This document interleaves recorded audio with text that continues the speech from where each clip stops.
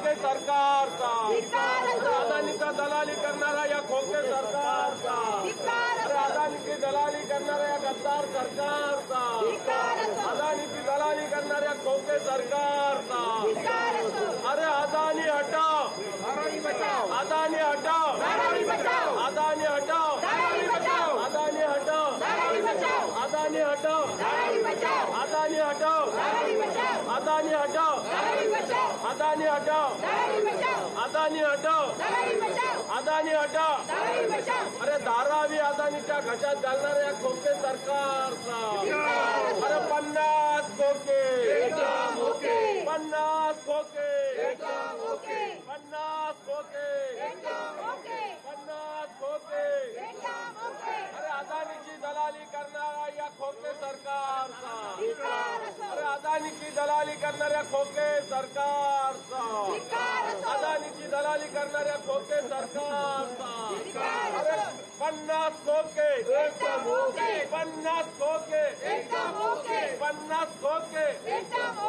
50 खोके. अदानीची दलाली करणाऱ्या खोके सरकारचा. अरे अदानीच्या दलाल सरकारचा, अदानीच्या दलाल सरकारचा.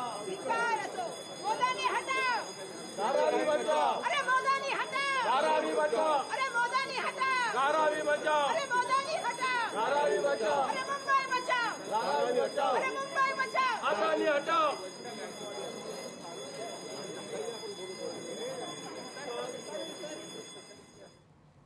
तर विधिमंडळाच्या पायऱ्यांवर विरोधकांकडून आंदोलन सुरू आहे. अदानींच्या विरोधात विधिमंडळाच्या पायऱ्यांवर विरोधकांकडून घोषणाबाजी केली जाते. धारावी वाचवा, लघु उद्योग वाचवा अशा अनेक प्रकारच्या घोषणा या विरोधकांकडून दिल्या जात आहेत.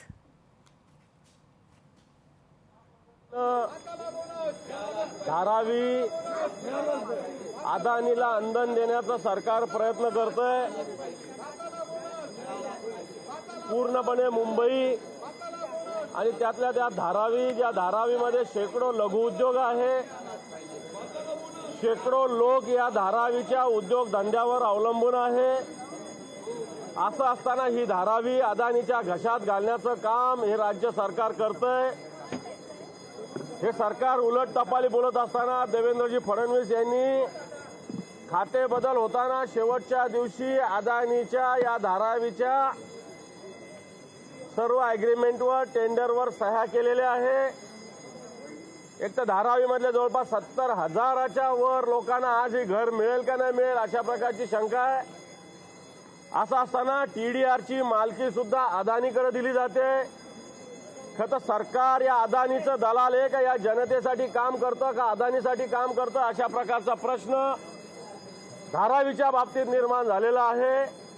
आणि म्हणून आज आम्ही धारावीच्या प्रश्नावर पायऱ्यावर आंदोलन केलंय. हा विषय निश्चित सभागृहात सुद्धा दोन्ही सभागृहात महाविकास आघाडीच्या वतीनं उपस्थित केला जाईल. कारण धारावी ज्या पद्धतीनं केंद्र सरकार मोदी शहाचं दलाली करतं त्याच पद्धतीनं त्याला प्रोत्साहन हे खोके सरकार, हे गद्दार सरकार महाराष्ट्रात देण्याचा प्रयत्न करतंय.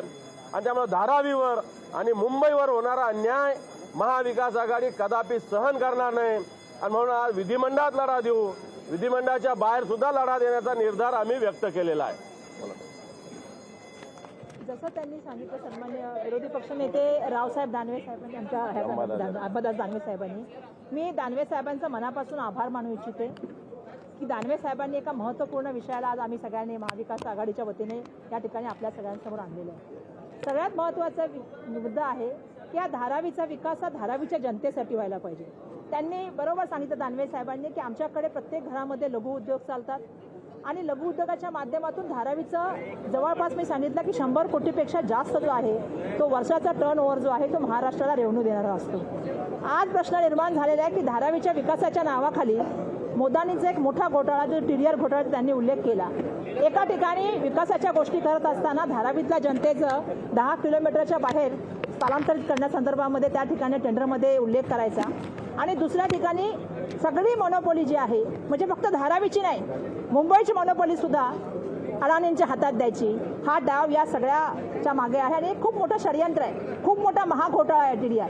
त्यामुळे येणाऱ्या काळामध्ये विधिमंडळामध्ये आम्ही याच्याबद्दल बोलणारच आहोत. पण मला या ठिकाणी आपल्या सगळ्यांना सांगायला पाहिजे की धारावीच्या विकासाच्या नावाखाली एक दडपशाही गुंडाशाही सुद्धा त्या ठिकाणी सुरू आहे. रात्री 3 वाजता त्या ठिकाणी सर्वे होतात.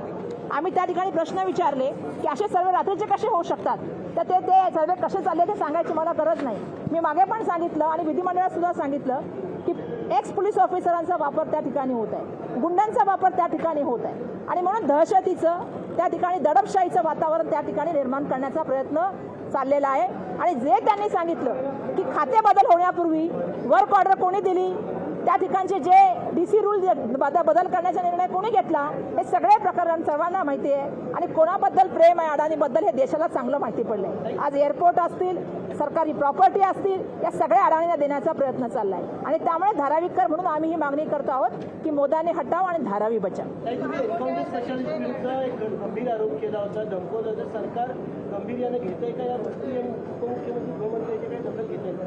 मी बिलकुल त्या सांगत असताना सांगितलं की आम्ही एक चित्रपट बघितला होता दानवे साहेब, याचं नाव होतं मी छत्रपती शिवाजी महाराज बोलतो. याच्यामध्ये एका कुटुंबाला ते एक बिल्डर येतो, एका दिवसामध्ये त्यांचं पाणी बंद केलं जातं, एका दिवशी त्यांची इलेक्ट्रिसिटी त्या ठिकाणी म्हणजे मीटर काढून घेतलं जातो. ज्या दिवशी मी अधिवेशनामध्ये हा प्रश्न उपस्थित केला की आमच्या त्या ठिकाणी एक्स पोलीस ऑफिसर, फक्त एन्काउंटर स्पेशलिस्टच नाहीत, आमच्या धारावीमधले एक्स जे ऑफिसर आहेत म्हणजे जे सिनियर होते धारावीमधले, त्यांची नावं सुद्धा मी घेऊ शकते की ज्यांनी त्या ठिकाणी जाऊन लोकांना फोन करण्याचं, तुला काय करायचंय, त्या ठिकाणी गुंडांना बोलवायचं, बाहेरच्या मुंबईच्या मधल्या सर्व गुंडांना त्या ठिकाणी बोलवण्याचं काम केलेलं आहे. लगेच त्या दिवशी मी प्रश्न मांडला, 2 तासामध्ये तिथे BSTचे अधिकारी गेले मीटर काढायला, नंतरच्या काळामध्ये तिथे रेल्वेचे अधिकारी गेले झोपडे खाली करायला. म्हणजे एका तऱ्हेने आमच्याकडे दडपशाही चालू आहे, आमच्याकडे त्या ठिकाणी मोठ्या प्रमाणामध्ये दहशतीचं वातावरण निर्माण केलं जात आहे. या ठिकाणी सरकारसमोर मी हा प्रश्न यासाठी मांडला, सभागृहात मी हा प्रश्न यासाठी मांडला की आपण पिक्चर बघत होतो, कधी क्रांतीवीर बघितला, कधी ज्याचा मी उल्लेख केला तो चित्रपट बघितला असेल, पण आज आम्ही प्रत्यक्ष ते अनुभवतो.